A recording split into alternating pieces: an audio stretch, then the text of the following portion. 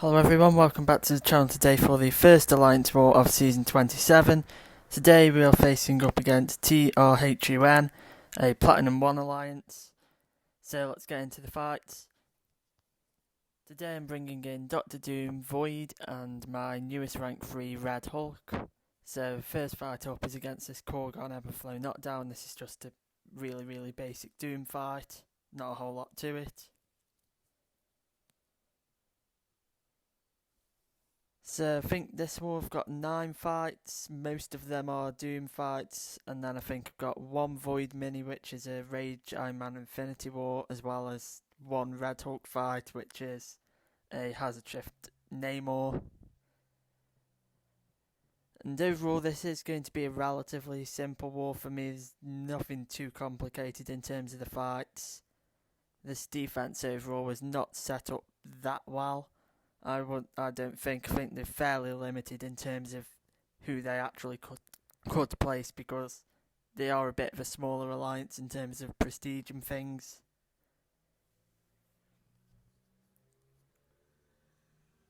So yeah, as you can see, this Korg fight is very basic. About a minute in now. He's 2/3 of the way down, but there's really not a whole lot to it. It's just cycling special 1s, special 2s. Knocking him down to get the Fury and remove the protection, and the fight is over. So moving on to the second fight, this is against a Red Goblin on Heavy Hitter and Everflow Knockdown. I'm not entirely sure why he is here, to be honest, and also I'm not entirely sure why he's on the Heavy Hitter node and Korg is on the one before, even though Korg would be much better here, because obviously he can purify debuffs, which includes parry.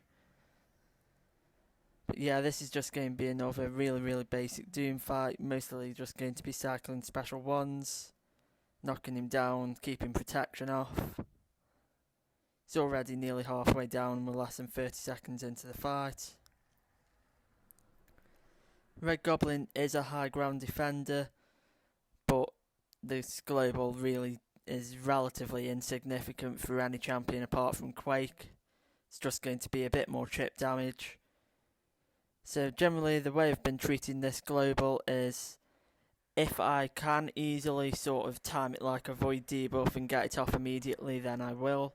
But I'm also not going to stress about doing that, and because that's just because the block damage is 750, which is virtually nothing for a rank 3 attacker.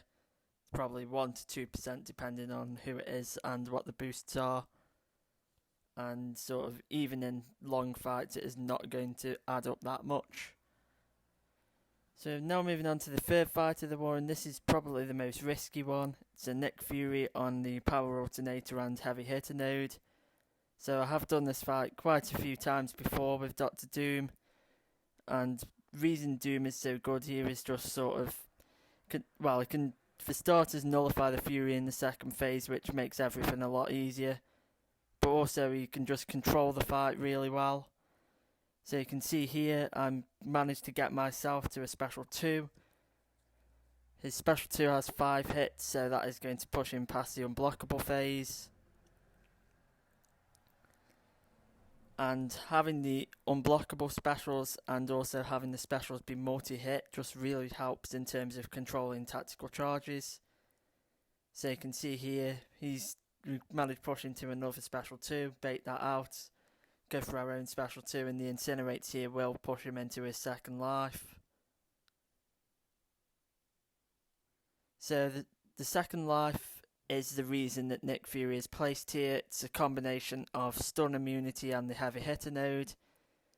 Now luckily after the first phase Nick Fury was fairly backed up into his corner, and that just means that I can keep sort of blocking combos until, instead of going for a heavy attack, he goes for a medium or light combo ender, and then I can punish.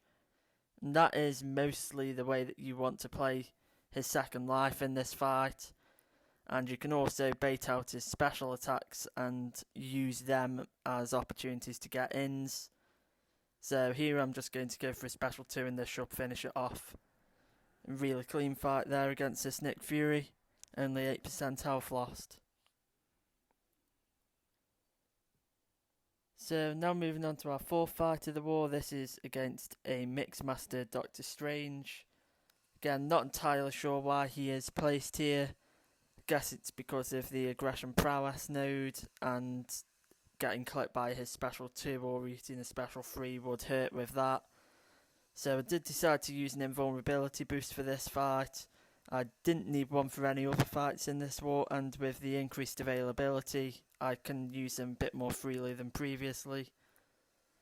So you can see I am going for sort of alternate combos here, and that is to prevent him evading from Mixmaster.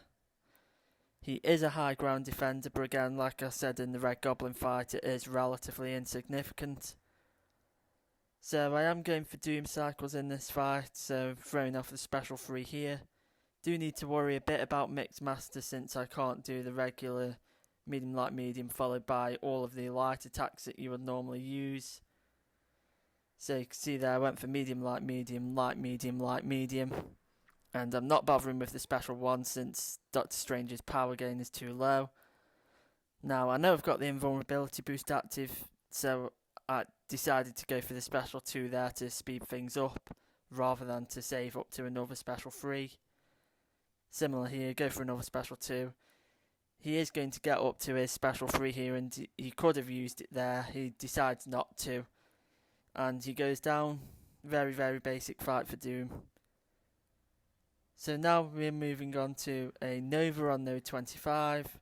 I think this is very poor placement of Nova. This is a node that generally you want to use Doctor Doom for anyway, since he can nullify the Footloose buffs, and then Doom is probably the best Nova counter in the game. So you can see at the start I was missing reparries and things like that, so he did get a lot of power quickly, but using Doctor Doom can very easily just drain that like that. So building up to our special 3 now. Has a high ground charge, doesn't matter. Go for a special 3, and we're going to do a bit of a Doom cycle here. Now this Nova is unduped, so I don't need to worry about any of his auto blocks parrying, though with Doom you're generally going to be nullifying the Fury, so you don't have to worry about any auto blocks at all.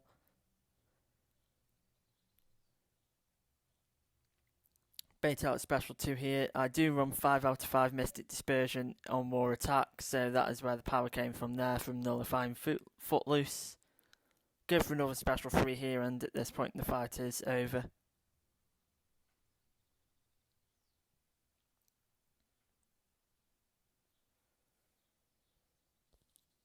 So for section 2 I'm going to be taking path 5. We have a Guardian first up, and this is again a really basic Doom fight. There's not much to it. Doom is a brilliant counter for Guardian.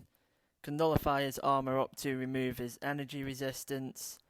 Doom is shock immune, so Guardian can't do any of his burst damage to you, and obviously he can't crit normally, even though most champions can't crit Doom anyway. So it's going to take a lot of hits for Guardian to do any real damage to us in this fight. So because it is so safe with Doctor Doom here, I am going to be going for some backdraft intercepts. Even if I did miss the intercept and need to combo, it'd probably only do something like 10% of my health. So I'm willing to risk it to get the fight over with a bit quicker. So we've got the protection down here, going for a special 3. This is going to do a good amount of damage, around 20%. Now we're going to go for a bit of a Doom cycle. He doesn't have 3 bars, so it is not going to be a full Doom cycle here. Didn't get immediately up to the special 2. So protection is up now, but his armor up isn't, so this is going to do some solid damage overall. Not quite going to finish him off, but he's pretty much dead at this point.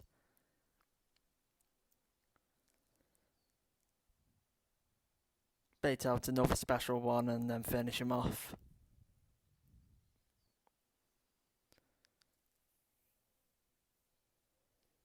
So now my next fight is going to be against a Kingpin. Now I think on the previous seasons this was a very good placement because of redoubled determination. However, now this is honestly probably one of the worst nodes Kingpin can be placed on. It has Mighty Charge, which means when Kingpin dashes in, he is going to be immune to debuffs. And this does two things in this fight. It means he's going to be stun immune on the first hit from dashes, which against Kingpin, it's really not going to do anything anyway, because he obviously shrugs off the debuffs normally. But also the debuff immunity actually shrugs off his rage stacks, which then just means, he's going to be hitting even weaker, gaining less power. And yeah, that's just why I don't think this is a good placement at all. His unstoppable from the heavy attacks fuels Mystic Dispersion. And now we're going for a special 3, going for a Doom Cycle.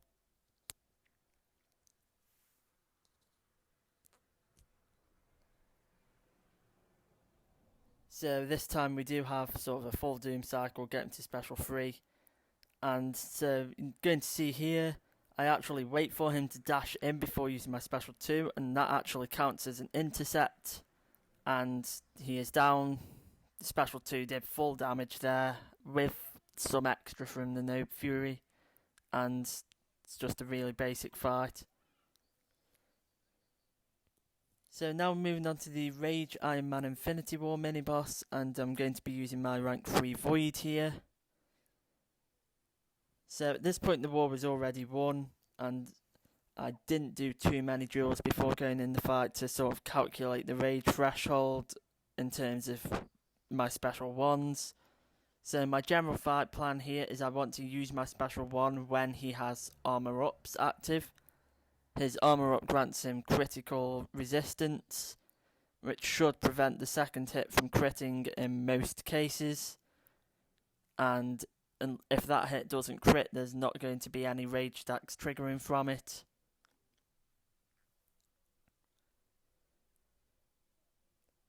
So we've already got 5 debuffs up out of the 6, getting close to Fear of the Void. Now my Void is a low sig, so the damage boost from Fear of the Void is something like 50% of his base attack extra rather than like 150 or whatever it is at max sig.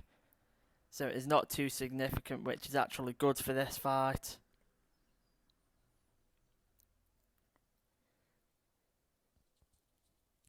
So he is a high ground defender, but again, like I said in the previous fights, it is a relatively insignificant global. You see there, we did get a critical hit on our special 1, and it did trigger rage, but 1 Fury is not going to be too bad in this fight. Debuffs are ticking fairly heavily. We're reversing his willpower healing as I am running Despair here. So he gets a lot of armor ups in one go there, so we back off a bit. I'm going to wait them out. I see now that he's got 2 more, so I go for another special 1. And it doesn't crit, so no rage triggers. So about to enter another Fear of the Void cycle, and now he's getting to the 15% region, which is for most champions where Iron Man Infinity War becomes dangerous. But for Void, we're going to be able to reverse his power gain with Fear of the Void and Petrifies. The debuffs are going to be ticking him down, so we don't really need to be hitting much. Just going for some heavy counters. And this fight is over.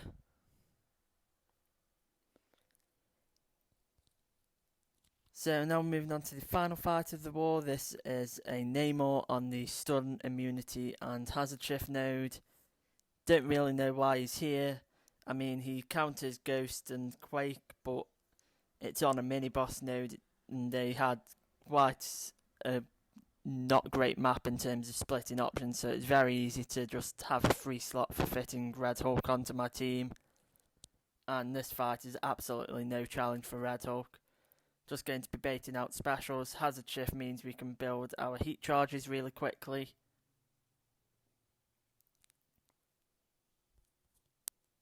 So you can see we're already up to 10 now.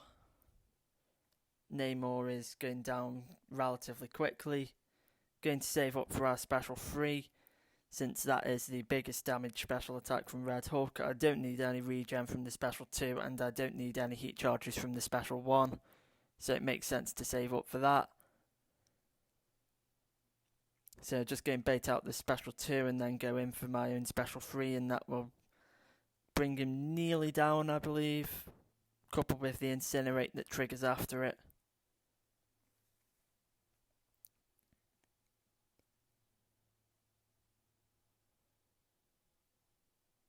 Okay, it didn't do quite as much damage as I thought it did, but still, good solid chunk of his health gone. And he's now entering into the Assassin's Range area. I am running it currently. Go for a special one here and that finishes him off. So we did end up winning this war. It's a very comfortable win overall. And yeah, thank you all for watching the video, and I'll see you all in the next one.